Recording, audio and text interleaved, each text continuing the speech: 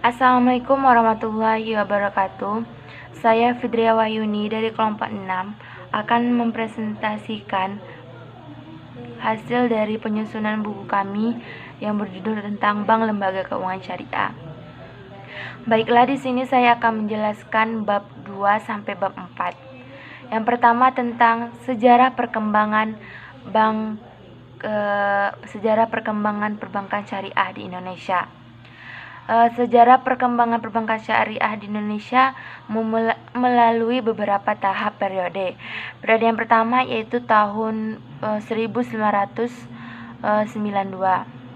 Sebelum tahun 1992, di Indonesia telah berdiri bank syariah dalam bentuk BPR Syariah, yaitu BPR Semardartilah, BPRS Berkah Amal Sejahtera, dan Al-Mukarramah, yang mana pendirinya yaitu alumni dari ITB. Pada tahun ini BPR Syariah didirikan sesuai dengan perundang-undangan yang berlaku saat itu yaitu perundang-undangan dari bank konvensional. Namun tidak adanya ketentuan yang mengatur tentang bank syariah di samping masyarakat yang belum memungkinkan untuk diajak untuk bertransaksi syariah, sehingga BPR Indonesia tersebut mati secara perlahan. Yang kedua, periode tahun 1992 sampai dengan tahun 1998. Dalam periode ini lahir puluhan BPR Syariah dan satu bank umum syariah, yaitu Bank Muamalat Indonesia. Pada periode ini, bank syariah didirikan berdasarkan Undang-Undang Nomor 7 tahun 1992 tentang perbankan. Pada periode ini, bank syariah dalam menjalankan kegiatan usaha di bidang syariah sesuai kemampuan masing-masing berdasarkan fatwa masing-masing Dewan Pengawas Syariah bank yang bersangkutan. Ketiga, periode tahun 1998 sampai dengan tahun 2008. Sebagai peraturan pelaksanaannya, Bank Indonesia mulai tahun 1999 banyak mengeluarkan peraturan Bank Indonesia yang mengatur bank syariah. Ketentuan-ketentuan ini yang merupakan landasan hukum berdirinya Bank Perkreditan Rakyat Syariah dan Bank Umum Syariah seperti Bank Muamalat Syariah, Bank Mega Syariah, dan beberapa cabang syariah dari bank konvensional seperti Bank BRI Syariah, BNI Syariah, PTN Syariah, Bank Jabar Syariah, dan sebagainya. Yang keempat, periode setelah tahun 2008. Mulai tahun 2008, perbankan syariah di Indonesia memiliki undang-undang tersendiri, yaitu Undang-Undang Nomor 21 tahun 2008 tentang perbankan syariah. Bank syariah didirikan dan menjalankan kegiatan usahanya mulai tahun 2008 sudah tentu berdasarkan Undang-Undang Nomor 21 dan seluruh peraturan pelaksanaannya. Selanjutnya, bab ketiga tentang infrastruktur keuangan syariah di Indonesia. Industri keuangan syariah di Indonesia ternyata memiliki infrastruktur terlengkap di dunia. Otoritas Jasa Keuangan menerangkan besarnya jumlah penduduk Muslim Indonesia turut menjadi alasan dari pesatnya perkembangan industri syariah di Indonesia. Dan oleh karena itu, Bank Indonesia memiliki infrastruktur yang terlengkap di dunia. Di antaranya itu pertama, lembaga pinjaman simpanan atau LPS, yaitu lembaga independen yang berfungsi menjamin simpanan nasabah perbankan di Indonesia. Yang kedua, Bank Indonesia, yaitu Bank Sentral Republik Indonesia. Yang ketiga, OJK, Otoritas Jasa Keuangan, yang merupakan lembaga independen yang mempunyai fungsi, tugas, dan wewenang pengaturan, pengawasan, pemeriksaan, dan penyelidikan. Yang keempat, Dewan Syariah Nasional. Yang kelima, Kementerian Keuangan. Yang keenam, Badan Administrasi Syariah Nasional atau Basarnas. Yang ketujuh, BMT atau Baitul Mal wa Tamwil. Dan selain itu, penunjang infrastruktur lainnya yaitu karena di Indonesia juga memiliki institusi pendidikan yang turut terlibat dalam pengembangan keuangan syariah. Hal ini ditandai dengan adanya 100 lebih program studi atau prodi keuangan syariah di beberapa universitas di Indonesia. Bab 4, sistem moneter. Pengertian kebijakan moneter. Kebijakan moneter itu adalah kebijakan pemerintah untuk memperbaiki keadaan perekonomian melalui pengaturan jumlah uang beredar untuk mengatasi krisis ekonomi yang hingga kini masih terus berlangsung Di samping harus menata sektor real, yang tidak kalah penting adalah meluruskan kembali sejumlah kekeliruan pandangan seputar masalah uang.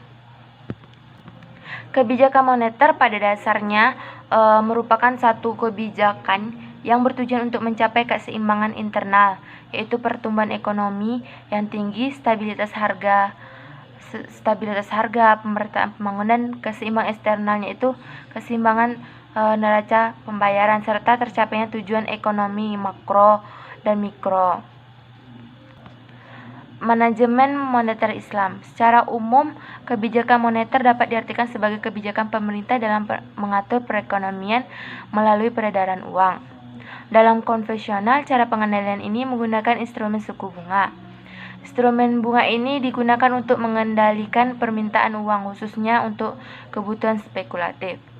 Namun, dalam ekonomi syariah atau Islam tidak dikenal dan tidak diperbolehkan adanya bunga. Karena itu, dalam kebijakan pengendalian jumlah uang beredar atau moneter dalam Islam digunakan 3 variabel utama, yaitu nilai-nilai moral, yang pertama nilai-nilai moral, yang kedua lembaga sosial ekonomi dan politik, yang ketiga tingkat keuntungan real. Sebenarnya faktor pendorong percepatan perputaran uang adalah kelebihan likuiditas, tidak boleh ditimbun dan tidak boleh dipinjamkan dengan bunga. Sedangkan faktor penariknya adalah dianjurkan dalam Islam, yaitu dalam Islam seperti qadar atau pinjaman kebajikan atau kebaikan, sedekah, dan kerjasama bisnis berbentuk syirkah atau mudharabah. Jadi dalam lembaga keuangan syariah, sistem moneter tidak dapat digunakan karena tidak sesuai dengan syariah Islam. Baiklah, sekian presentasi yang dapat saya sampaikan. Mohon maaf apabila ada salah-salah kata. Akhirul salam. Wassalamualaikum warahmatullahi wabarakatuh. Assalamualaikum warahmatullahi wabarakatuh. Baiklah, saya Robi Suchandra akan menjelaskan bab 5, bab 6, dan bab 7. Ini bank sentral pada umumnya adalah mempunyai instansi yang bertanggung jawab atas kebijakan moneter dalam wilayah negara tersebut. Bank sentral ini juga berusaha untuk menjaga stabilitas nilai mata uang, stabilitas sektor perbankan, dan sistem finansial secara keseluruhan. Selanjutnya, bank sentral juga memiliki fungsi dan tugas, yakni menetapkan dan melaksanakan kebijakan moneter, mengatur dan menjaga kelancaran sistem pembayaran, dan mengatur dan mengawasi bank.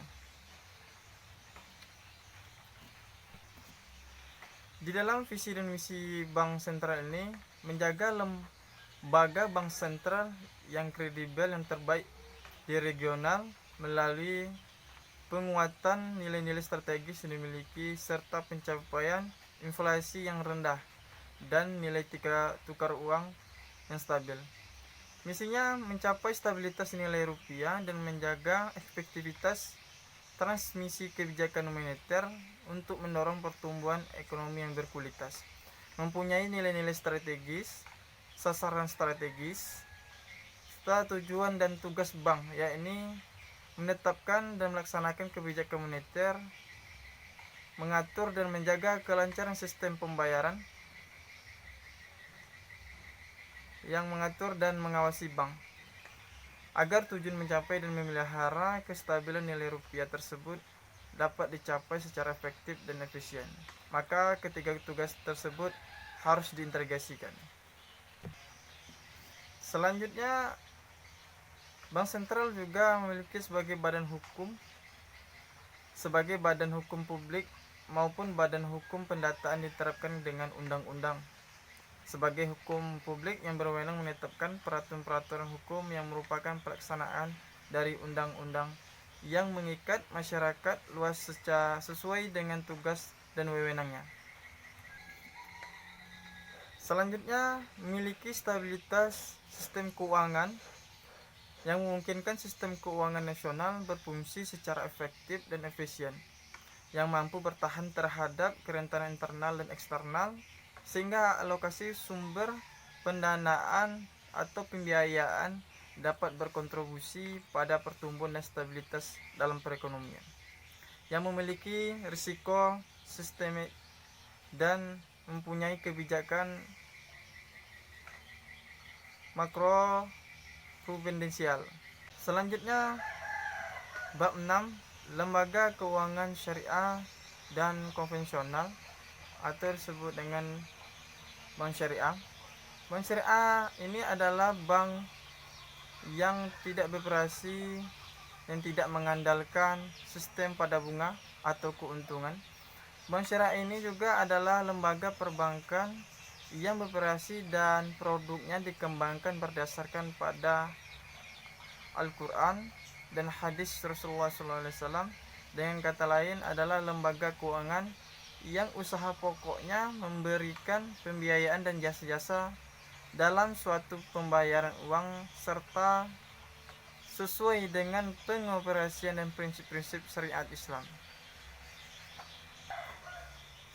yang memiliki peranan bank syariah. Pertama, memurnikan operasional perbankan syariah sehingga dapat lebih meningkatkan kepercayaan masyarakat, meningkatkan kesadaran syariah umat Islam sehingga dapat memperluas segmen dan pangsa pasar perbankan syariah, menjalin kerjasama dengan para ulama karena bagaimanapun peran ulama khususnya di Indonesia sangat dominan bagi kehidupan umat beragama Islam.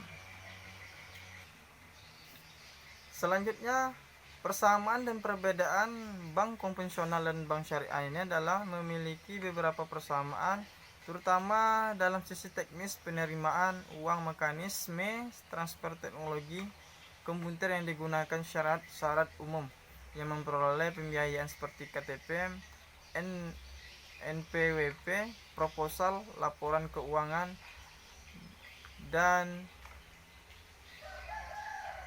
memperoleh pembiayaan berdasarkan di antara keduanya, yaitu menyangkut aspek legal, struktur organisasi usaha yang dibiayai dan lingkungan kerja. Hal yang membedakan antara lembaga keuangan konvensional dan bank syariah ini terletak pada pengembalian dan pembagian keuntungan yang diberikan nasabah dalam lembaga keuangan kepada nasabah. Selanjutnya, bab 7 ini institusi keuangan non-bank adalah suatu instansi badan yang menjalankan aktivitas di sektor keuangan baik secara langsung maupun tidak langsung, yang mengumpulkan dana atau menghimpun dana dari masyarakat dengan menerbitkan surat-surat berharga, seperti halnya lembaga keuangan bank yang menyalurkan dana terhimpun dalam pembiayaan dan berbagai hal seperti pembangunan, investasi, kredit, dan lain-lain sebagainya. Lembaga keuangan bukan bank ini juga mempunyai dasar hukum. Selanjutnya, tujuan fungsi lembaga keuangan bukan bank adalah pertama, mengumpulkan dana masyarakat yang diiringi dengan menerbitkan surat-surat berharga yang nantinya akan disalurkan kembali kepada pembiayaan pemberian modal pada pihak yang memerlukan, individu, perusahaan, atau badan usaha tersebut. Kedua, sebagai solusi bagi masyarakat dalam penyediaan penjamin modal dalam bentuk kredit agar tidak terjerat dalam sistem hutang rentenir dengan bunga tinggi. Assalamualaikum warahmatullahi wabarakatuh. Nama saya Dewi Diati. Saya akan menyampaikan materi bab 8, yaitu bank syariah. Bank syariah adalah bank yang menjalankan kegiatan usahanya berdasarkan prinsip syariah. Tugas bank syariah adalah menghimpun dana dalam bentuk akad wadiah dan penyedia jasa keuangan. Fungsi syariah adalah sebagai manajer investasi dan sebagai investor perbankan syariah. Produk bank syariah itu terdiri dari giro syariah, tabungan syariah, dan deposito syariah. Selanjutnya adalah bab 9, yaitu asuransi syariah. Asuransi syariah adalah perjanjian antara dua orang atau lebih di mana seseorang berkewajiban untuk membayar premi kepada perusahaan asuransi. Yang selanjutnya, jenis-jenis asuransi. Jenis-jenis asuransi syariah ini yang pertama asuransi jiwa, yang kedua asuransi kerugian, yang ketiga asuransi kesehatan. Selanjutnya klaim. Klaim adalah hak peserta asuransi yang wajib diberikan oleh perusahaan sesuai dengan akad. Selanjutnya bab 10 yaitu pegadaian syariah. Gadai berasal dari bahasa Arab yaitu ran, artinya kekal atau tetap.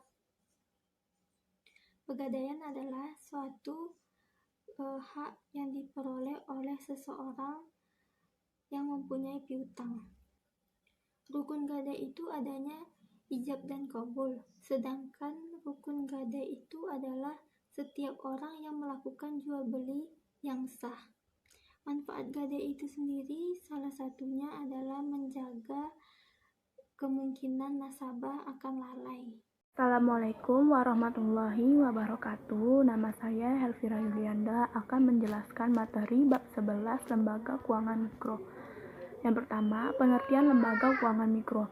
Lembaga keuangan mikro merupakan bagian dari jasa keuangan yang menyediakan jasa keuangan seperti deposito, pinjaman, jasa pembayaran, transfer uang, dan asuransi. Yang kedua, perkembangan lembaga keuangan mikro. Perkembangan lembaga keuangan mikro sangat besar karena berbagai alasan, yaitu yang pertama, lembaga keuangan mikro merupakan elemen yang sangat penting dan efektif dalam pengurangan kemiskinan. Yang kedua, lembaga keuangan mikro dapat berkontribusi terhadap perkembangan semua sistem keuangan melalui integrasi pasar keuangan. Yang ketiga, bentuk lembaga keuangan mikro. Lembaga keuangan mikro mempunyai bentuk yang bermacam-macam yang dikelompokkan menjadi dua, yaitu yang pertama, lembaga keuangan mikro bank terdiri dari BRI, BPR, Bank Pengkreditan Rakyat, dan Bank Danamon Simpan Pinjam. Yang kedua, lembaga keuangan mikro bukan bank yang terdiri dari formal, yaitu koperasi simpan pinjam atau usaha simpan pinjam. Yang kedua, non formal, antara lain terdiri dari lembaga swadaya masyarakat atau LSM. Yang keempat, keunggulan lembaga keuangan mikro. Keunggulan lembaga keuangan mikro yaitu pelayanan yang diberikan cepat dan mudah. Yang kedua, keberadaan lembaga keuangan mikro lebih dekat dengan masyarakat sehingga mengenal karakter dari nasabah atau peminjamnya. Baik, kita lanjut ke bab 12, pasar uang dan valuta asing. Yang pertama, pengertian pasar valuta asing. Pasar valuta asing adalah sebuah pasar atau tempat pertemuan di mana individu, perusahaan, dan kalangan perbankan mengadakan jual beli mata uang dari berbagai negara asing lain. Peran pasar valuta asing bagi para pelaku pasar valuta asing, yaitu yang pertama, menyediakan transfer daya beli. Yang kedua, menyediakan fasilitas kredit. Yang ketiga, memberikan fasilitas untuk mengurangi resiko valuta asing. Dalam pasar valuta asing diawasi oleh Dewan Syariah Nasional, sedangkan pasar modal konvensional tidak. Sekian dari saya. Wassalamualaikum warahmatullahi wabarakatuh. Beberapa pelaku yang terlibat diantaranya adalah sebagai berikut. Yang pertama, bank sentral. Kedua, perbankan. Ketiga, institusi bukan bank. 4, investor asing. 5, pedagang valuta asing. 6, individu atau perorangan. Kita lanjut bab 13, pasar modal syariah. Yang pertama, pengertian pasar modal. Pasar modal merupakan pasar untuk berbagai instrumen keuangan jangka panjang yang diperjualbelikan baik dalam bentuk uang maupun modal sendiri. Yang kedua, instrumen dalam pasar modal yaitu saham, obligasi, wahan, rate, obligasi konvertibel, dan produk umum dan produk turunan. Yang ketiga, karakteristik pasar modal syariah. Yang keempat, karakteristik pasar modal syariah. Yang pertama, semua saham harus diperjualbelikan pada bursa efek. Yang kedua, komite manajemen menerapkan harga saham tertinggi atau HST tiap-tiap perusahaan dengan interval tidak lebih dari 3 bulan sekali. Yang ketiga, saham tidak boleh diperjualbelikan dengan harga yang lebih tinggi dari HST. Yang keempat, saham dapat dijual dengan harga di bawah HST. 5. Fungsi pasar modal syariah.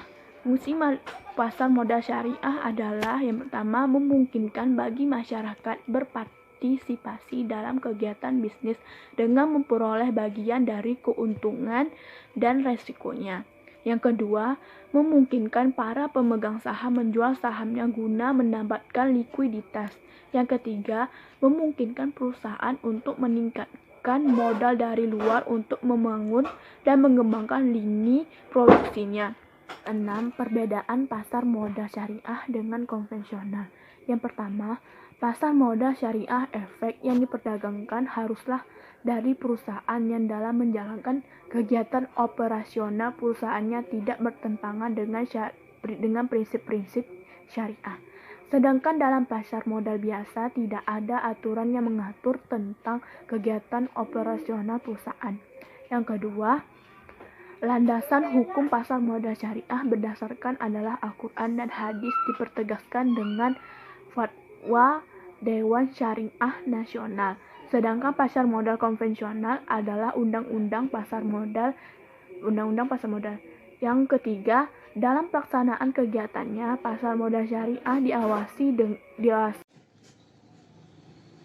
Assalamualaikum warahmatullahi wabarakatuh. Perkenalkan, nama saya Ferry Listian, kelas 2B Manajemen. Di sini saya akan menjelaskan ada dua materi. Materi yang pertama yaitu pengertian lembaga keuangan internasional. Lembaga keuangan internasional adalah lembaga keuangan yang telah ditetapkan oleh lebih dari satu negara dan merupakan subjek hukum internasional.